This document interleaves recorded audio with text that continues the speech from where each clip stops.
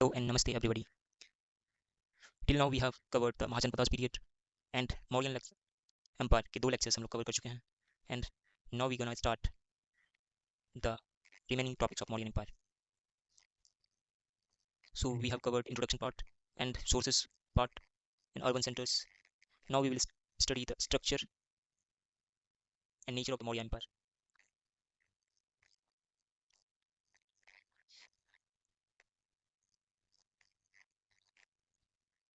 See, one of the main sources which shows about the nature and the structure of the Mauryan empires are Arthashastra, and Arthashastra deals with the various government and the governance structure of the Mauryan empire. Similarly, another text like Indica is there, which serve as a source of the information of structure of the Mauryan empire. And similarly, we have Ashokan pillars, which also shows the structure of the Mauryan empire. The nature of Mauryan empire. First one is it was a centralized control and planning was prevalent in Mauryan empire. Second is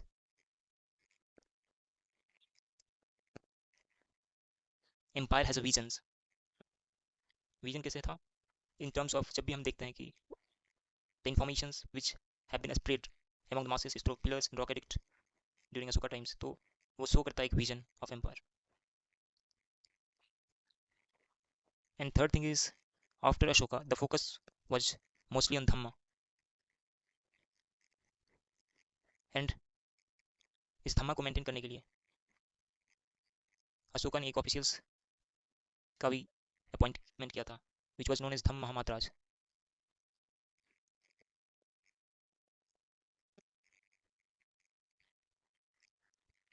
and इसी तरह से various officials थे उस time पे जो कि rule करते थे, फंक्शन करते थे स्टेट के लिए.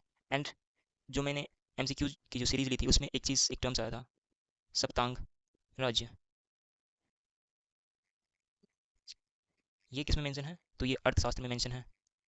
अर्थशास्त्र किसके द्वारा लिखा गया है? कौटिल्य के द्वारा लिखा गया है. ये सप्तांग राज्य का सिद्धांत क्या है? What is the concept of Saptanga Rajya? See, there are 7 elements of the empire, जिसमें कि पहला एलिमेंट है स्वामी,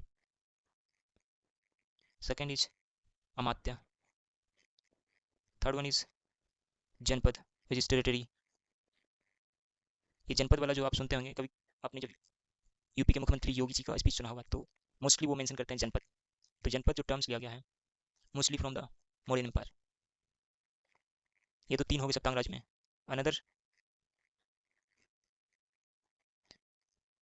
एलिमेंट इज अमात्य. स्वामी, सॉरी अमात्य तो हो गया. सबसे पहला क्या था? स्वामी था, फिर अमात्य था, was Amatya. Amatya was ministers, जनपद was territory. Next is Durg. Durg is a fortified capital. Fifth one is kos, that is treasury. Sixth one is dand, that is punishment. Seventh one is Mitra, ally, जो आज हम लोग partner और ally की बात करते हैं international forums में, वो उस टाइम पे भी एग्जिस्ट करता था. And you all are very much aware that कि अशोकास के रिलेशंस फॉरेन एम्पायर के साथ, चंद्रगुप्ता मौर्य के सेल्यूकस निकेटर के साथ, एंड सेल्यूकस निकेटर का जो दूत था वो थे Megasthenes. So this is all about Saptanga Rajya सिद्धांत.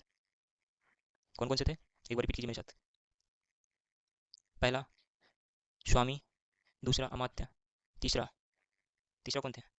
जनपद. Fourth was Durg. Fifth one was कोश.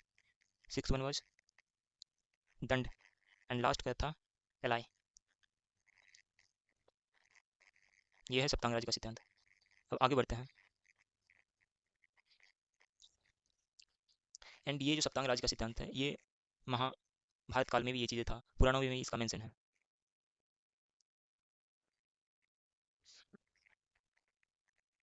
एंड अशोका के इंस्क्रिप्शंस को हम लोग जब स्टडी करते हैं तो उससे पता चलता है कि king was the central focus in the Mauryan empire.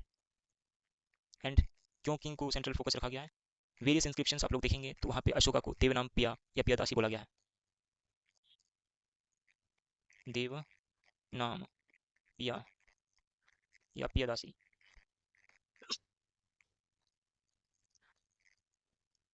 जिसका मतलब होता है डियर टू गॉड. एंड ये एक कनेक्शन स्टेब्लिश करता है between the king and the God.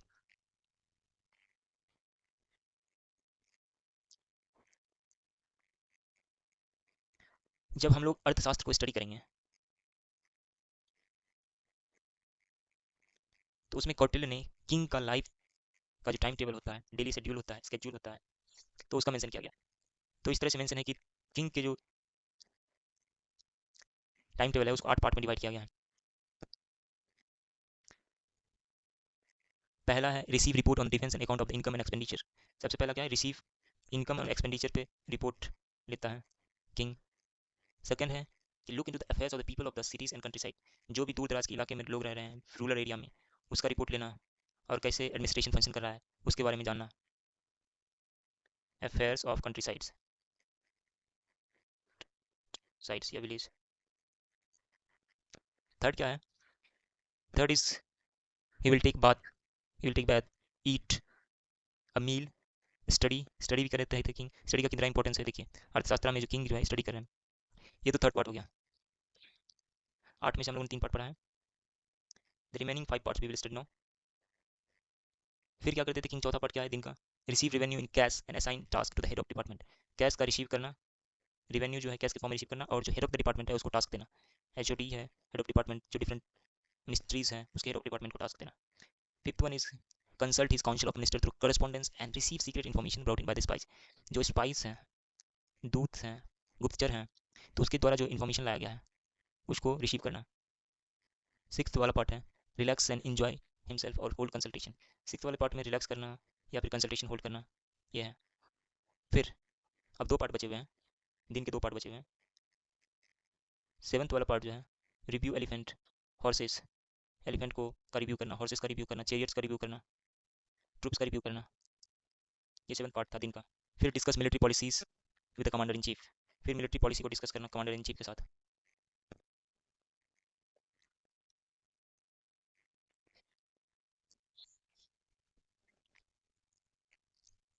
ये तो 8 पार्ट में डिवाइड हो गया, बट इसको कैसे स्पेंड करते थे किंग, अब इसके बारे में जानते हैं।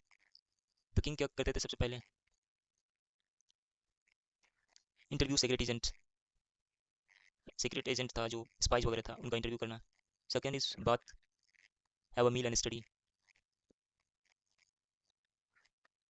Third is go to the pit, strain of musical instrument. Fourth one is, fourth and fifth part है कंटिन्यू टू स्लिप। सारे 4 आवर का स्लिप लेते थे king. Fifth one is awaken to sound of the musical instrument, the ponder over the science of statecraft on the work to be done. The seventh one is to consult the counselor, and eighth one is receive blessing from the physician. Though these parts are not important for the exam, but to understand, to better get into the Mauryan civilization, कैसे उसके king function करते थे, क्या क्या events होता था, तो इस वजह से मैंने ये पार्ट डिस्कस करा।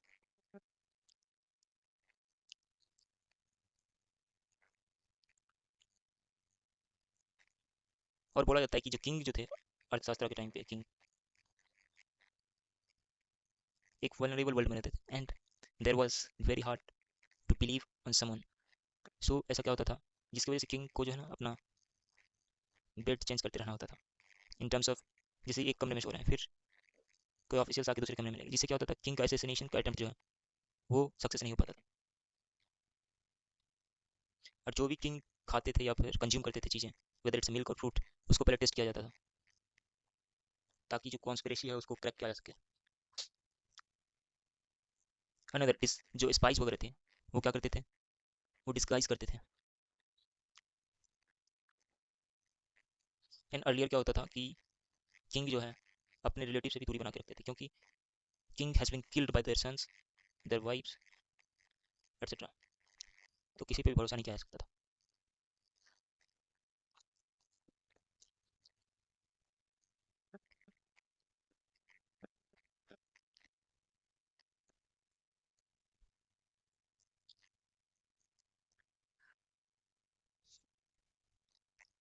किंग का जो होता था एक सेंट्रल रूल होता था कि जो अपनी किंगडम में है उसको, उसके लिए हैप्पीनेस लाइए, and this could be done through several ways. One of the main medium was justice.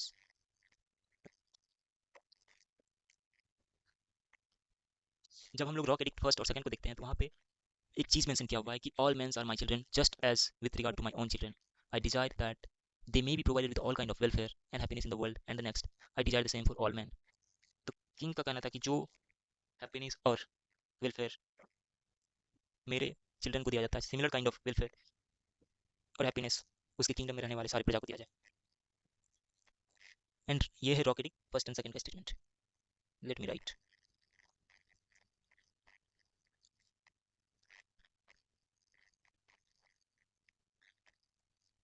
अभी जो मैंने स्टेटमेंट बोला वो रॉकेटिक फर्स्ट एंड सेकंड में लिखा गया, जबकि रॉकेटिक 6 में बोला गया है अशोका सीज दैट ही ओज ऑल लिविंग बीइंग, जितने भी संसार में प्राणी रह रहे हैं अशोका कृतज्ञ है उन सारे प्राणियों का।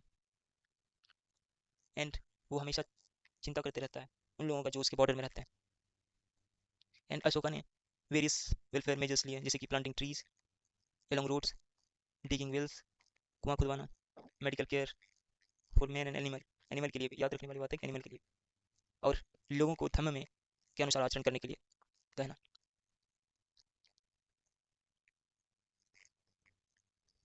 सप्तांग राज्य के सिद्धांत में दूसरा हमारा कैरेक्टर है अमात्य, जिसको कि मिनिस्टर्स बोलते हैं या फिर मंत्री। एंड मंत्री का क्रिटिकल रोल होता था उस टाइम पे, जितने भी बिग डिसीजन मेकिंग किंग के द्वारा किए जाते थे उसमें मंत्रिमंडल या फिर मंत्रिपरिषद का महत्वपूर्ण योगदान होता था in terms of suggestion. And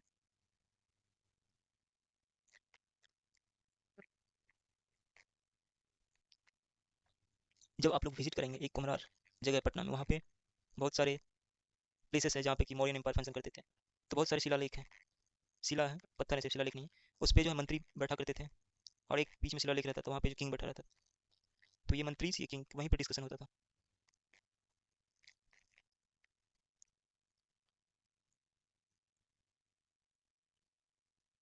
and Megasthenes ने इसी को रेफर किया है सुनेत्रोई। मेगास्थनीज ने इसको क्या बोला, सुनेत्रोई। सुनेत्रोई इट लिटरली मीन्स की the person who sit together.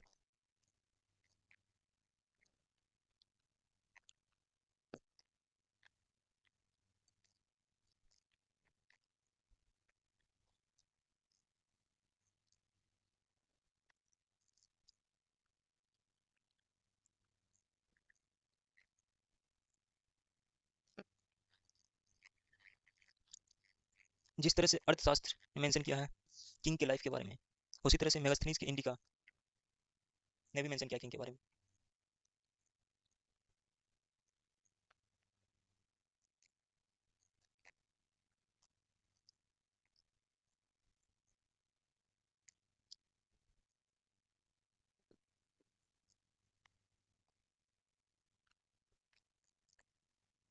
Various event जैसे कि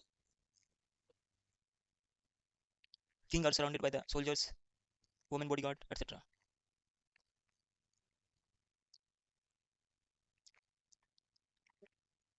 अब वेरियस ऑफिशियल्स के नाम हम लोग देखते हैं, तो एक समाहर्ता है, समाहर्ता या फिर हर्ती, जिसको हम लोग चीफ कलेक्टर ऑफ रिवेन्यू बोलते हैं, रिवेन्यू का कलेक्टर। एक सन्निधाता है जो कि चीफ ट्रेजरर थे।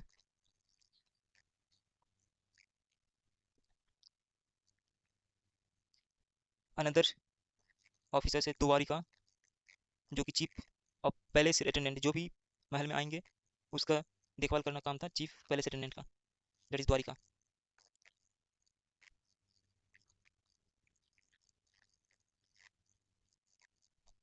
Another officers was Akshapatala, he was the record cum audit officer.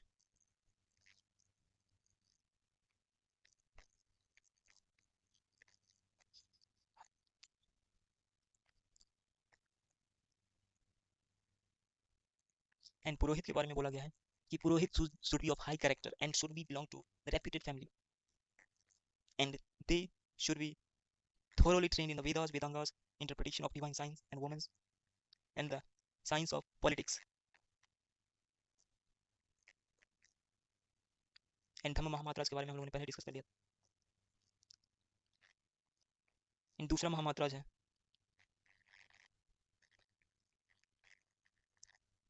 इत्थी चाहका, इत्थी झक्का Mahamatras, charges of women's welfare.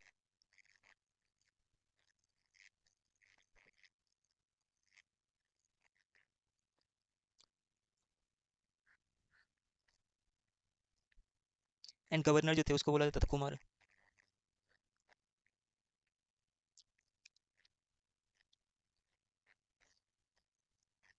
Ashokan inscription जो है वेरियस डिस्ट्रिक्ट ऑफिसर्स का भी मेंशन करते हैं, जैसे कि प्रदेशिका, रज्जुक, युक्ताज etcetera.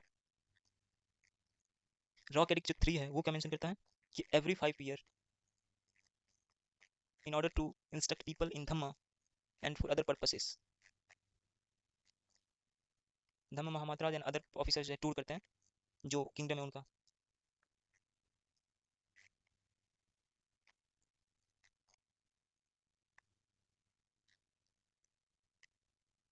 The terms Rajuka is come from the, एक रजुका जो ऑफिसर है वो लिया गया है रज्जू से, दैट मीन्स रोप होता है रज्जू का मतलब।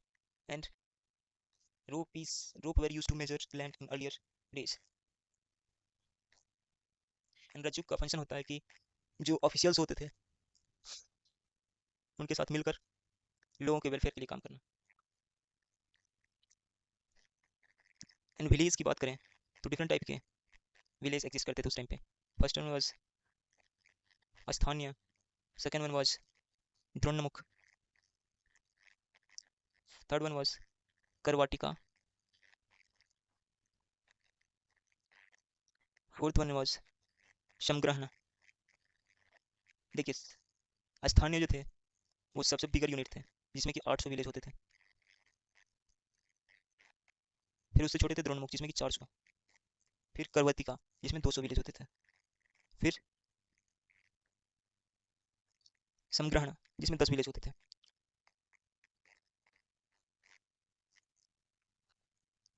और स्थानीय के जो हेड होते थे उसको स्थानिका बोलते थे। और यहाँ पे स्थानिका होते थे। फिर जो उससे नीचे होते थे उसको गोपा बोलते थे। Gopa used to mostly see the village around 5 to 10 village.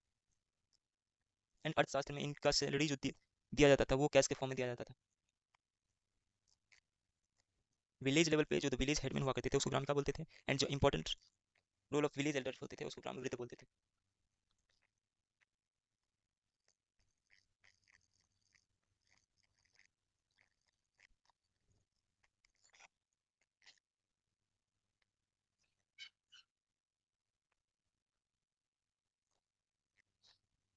उस टाइम पे भी रिपोर्टर हुआ करते थे। एंड उस टाइम के रिपोर्टर्स जो थे उनका अलग अलग फंक्शन था। वो किंग का जो मैसेज होता था वो लोगों तक पहुंचाते थे या फिर जो अनदर किंगडम थे उसमें पहुंचाते थे। तो उसी टाइप के ऑफिसर्स होते थे उस टाइम पे, उसको बोलते थे प्रतिवेदक एंड पुलिसानी। ये क्या करते थे, इन्फॉर्मेशन तो पहुंचाते ही पहुंचाते थे, जबकि जो पब्लिक का ओपिनियन होता था वो क्या होता था किंग के बारे में उसको भी किंग तक पहुंचाते थे। And there was also an effective intelligence systems which were functioning under the centralised manner. Different type के जो स्पेनाज एक्टिविटीज होते थे, एक तो था कि संस्था था, दूसरा था संचार। जो रोम करता था इधर उधर घूमता था उसको संचारी बोलते थे। एंड जो स्टैटिक होते थे ज़्यादा जगह घूमते नहीं थे उसको संस्था बोलते थे, एक ही प्लेस में। संचार होता था कि एक स्टेट से एक विलेज से दूसरे विलेज तीसरे विलेज एक्सेट्रा। आजकल के टाइम पे इसी को रॉ बोला जाता है in case of outside the country, और जब हम लोग इंडिया में काम करते थे उसको आईबी बोला जाता था, intelligence bureau.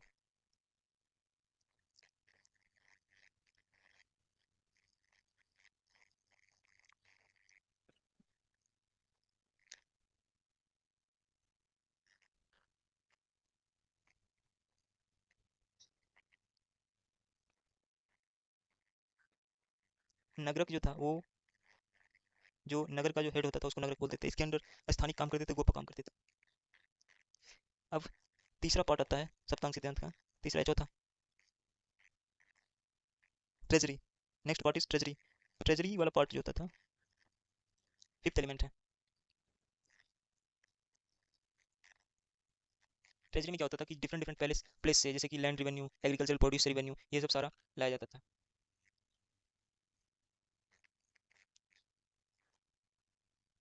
There were two parts agriculture में, जैसे कि क्षेत्र, क्षेत्रिका जो कि ऑनर होते थे लैंड के उसको, और जो टेनेंट जिस जो खेती करते थे उस पर उपवासा उपवासा जो टेनेंट होते थे।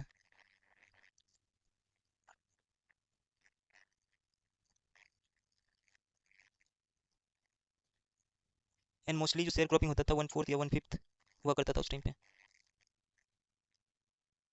एंड किंग का जो पार्ट होता था 1/6 होता था, एंड इसको कर या फिर बलि या फिर उरक भाग, उरक के भाग एक्सेट्रा कहा जाता था।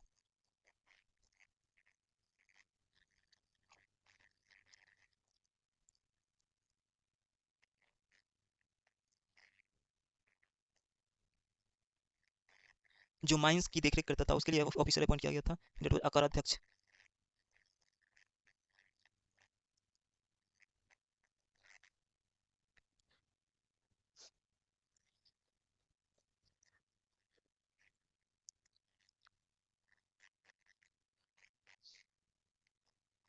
और एक और अधिकारी का मेंशन किया गया है जिसको हम लोग शून्य निवेशक बोलते हैं, जो कि अनऑक्युपाइड लैंड की देखरेख करता था, and he used to take visit from the people. पान्याध्यक्ष was officer was in charge of the trade. संस्थाध्यक्ष थे जो सुपरिटेंडेंट ऑफ मार्केट हुआ करते थे। रूपाध्यक्ष was inspector of the coin. पौतवाध्यक्ष was the standardised weight and measures. फिर रथाध्यक्ष जो थे चैरियट्स वगैरह का देखते थे।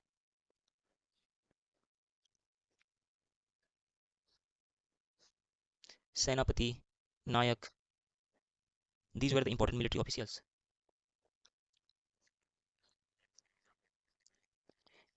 नेक्स्ट एलिमेंट जब हम लोग देखते हैं तो इट वाज दंड, एंड दंड के केस में रोल आता है जुडिशियरी का। द सिक्स्थ प्रकृति of the state, the nature of the state was justice. फिर यहाँ पे रोल आता है धर्मस्थ का। फिर धम्म महामात्रा का रोल आता है। धम्म महामात्रा जो थे ये विजिट करते थे 5 साल में एक बार एटलीस्ट, कि कहाँ पे धर्म अच्छे से फॉलो किया जा रहा है, नहीं किया जा रहा है। और जो फिफ्थ पिलर लॉ का एडिक्ट है वो कहता है कि हर एक साल जो था 25 प्रिजनर्स को रिलीज किया जाता था ताकि वो धर्म के मार्ग पे चल सके। एंड लास्ट वन, नहीं, seventh one is the ally. सप्त मार्ग सिद्धांत है तो इसमें से सातवां हमारा था एलाई। तो एलाई के केस में कौन शत्रु है कौन मित्र है उसका डिसीजन लेना किंग का काम था, and it was being suggested by the मंत्रिमंडल एंड मंत्रिपरिषद। अरी जो होता था उसको एनिमी को बोलते थे अरी।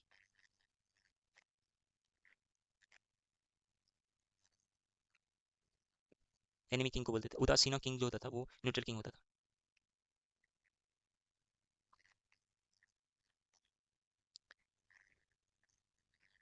अर्थशास्त्र जो हैं 6 टाइप के पॉलिसी को बताते हैं कि जो कि किंग फॉलो करता था उस टाइम पे। जो वीकर रूलर होते थे उसके regarding policy of hostilities follow किया जाता था। हॉस्टिलिटीज, जो इक्वल पावर के रूलर होते थे, इक्वल होते थे, और जो एनिमी होते थे तो उसके against policy of ocean, that is keeping quiet.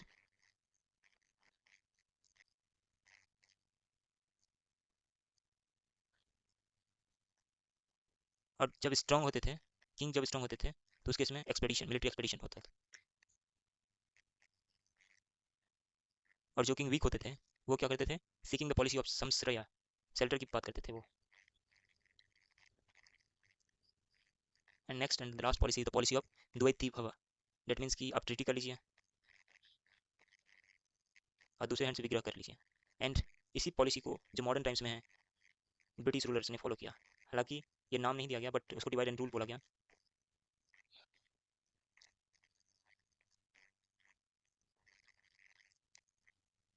तो ये होता है सप्तांग राज्य का सिद्धांत खत्म। अब बात आती है कि अशोका के जो थे रिलेशन फॉरेस्ट पीपल के साथ कैसे थे। देखिए फॉरेस्ट जो was important source of raw materials थे, वहाँ पे कुछ माइंस भी हुआ करते थे। तो फॉरेस्ट पीपल जो थे वाज रिलेक्टेंट कि वो अपना संपत्ति किसी और को देना नहीं चाहते थे। उसी केस में जो थे कुछ गुप्तचर जो थे, कुछ स्पाई जो थे, स्पाइज वो साधु का वेश बना के फॉरेस्ट में रहते थे, and they used to collect information regarding what they think of king. किस तरह से किंग के डिसीजन को लेते थे, क्या इंपैक्ट था किंग के डिसीजन का फॉरेस्ट पीपल पे, एंड ये चीज़ें जाके किंग को बताया जाता था, एंड किंग फिर उसके अनुसार एक्शंस लेते थे।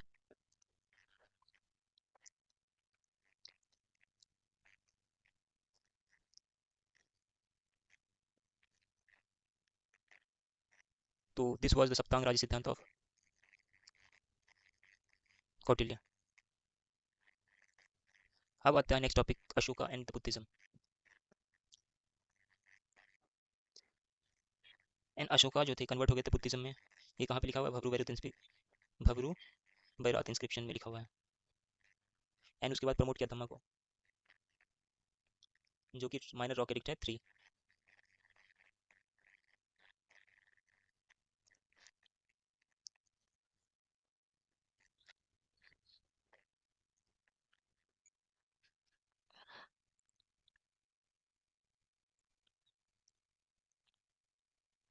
डिफरेंट टेक्स्ट हैं जो कि मेंशन करते हैं अशोका का रिलेशन बुद्धिज्म के साथ। जैसे कि महावंश और दीपवंश जो टेक्स्ट है वो बताते हैं कि Ashoka turn to Buddha's Dhamma when his nephew Nikruth, who has become a monk at the age of 7, preached the doctrine to him। Mahavamsa और दीपवंश के अनुसार कि अशोका के जो भतीजे थे वो जब 7 साल की उम्र में बुद्धिस्ट मॉन्क बन गए तो उन्होंने प्रीच किया इस डॉक्ट्रिन को। जबकि दिव्यदान वो डिस्क्राइब करता है कि बुद्धा की जो टीचिंग से इन्फ्लुएंस हुए थे मर्चेंट्स लोग, वो अशोका के चैम्बर्स में भी रिफ्लेक्ट होने लगे। एंड उसमें से एक मर्चेंट था समुद्र, जो कि क्रिटिकल रोल प्ले कर रहा था अशोका की बुद्धिज्म के ऑप्ट में।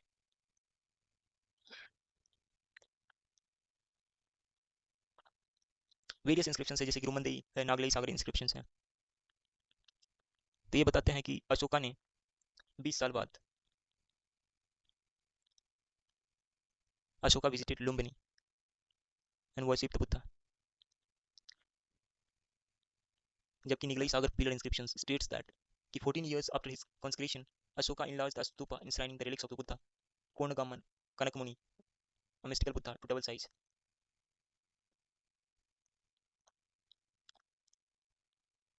एंड इसी के टाइम पे थर्ड बुद्धिस्ट काउंसिल हुआ था, जिसमें कि जो मेन कैरेक्टर्स थे वो थे मौगलीपुत्र तिस।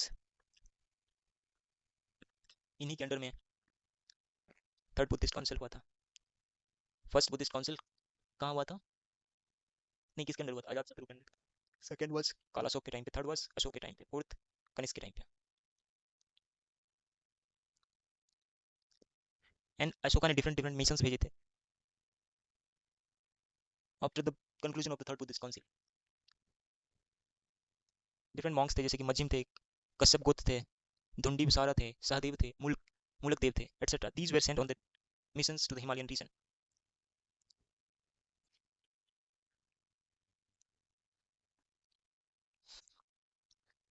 तो कौन कौन कहाँ गए थे? लेट मिस एक बार देखते हैं कौन कौन कहाँ गए थे। पहला, महारक्षित, he was sent to the Yona। Yona was in the northwest of India। Next one was Majhantika। Majhantika was sent to the Kashmir and Gandhar। Third one was Mahadev, he was sent to the Mahishmandal।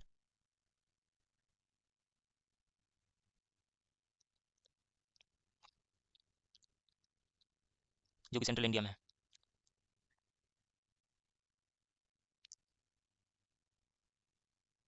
Then it was रक्षिता, जिसको कि वनवासी भेजा गया था।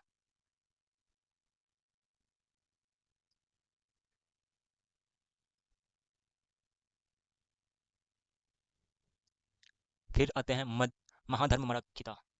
महाधर्म मारक्षिता, महारक्षिता, he was sent to the Maratha, that is western Deccan।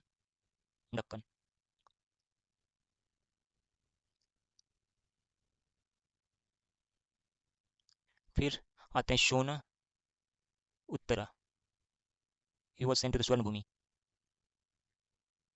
Indonesia, Myanmar, etc।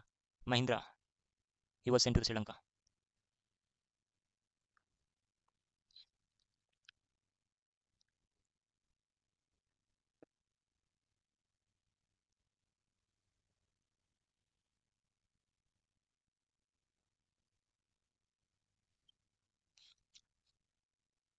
This is about today's lecture, so I am ending this lecture today here। अभी बहुत सारे टॉपिक बचे हुए हैं मौर्य नेपाल में, we will cover slowly। So guys, thank you, keep supporting and subscribe to the channel। Like कीजिए, आप लोग लाइक नहीं करते हैं, एटलीस्ट लाइक कीजिए। जितने सब्सक्राइबर हैं, जो जो वीडियो देखते हैं, आप लोग वीडियो देखा कीजिए and it will benefit you. वरना सब्सक्राइब करने का क्या मतलब है? Just for the sake of subscribing you should not subscribe. आप वीडियो देखिए, उसके बारे में जानिए क्या बात की जा रही है। जो डाउट हो रहा है उसमें कमेंट सेक्शन में आप पूछिए, उसको कमेंट कीजिए आप। हाँ, राइटिंग के बारे में थोड़ा सा टाइम लगेगा क्योंकि मेरे पास अभी डिवाइसेस नहीं है कि मैं अच्छे से प्रॉपर लिख सकूँ। तो जो आपको दिक्कत हो रहा है आप वो पूछिए कमेंट में, and I will answer that. I will respond all your queries. Thank you for today.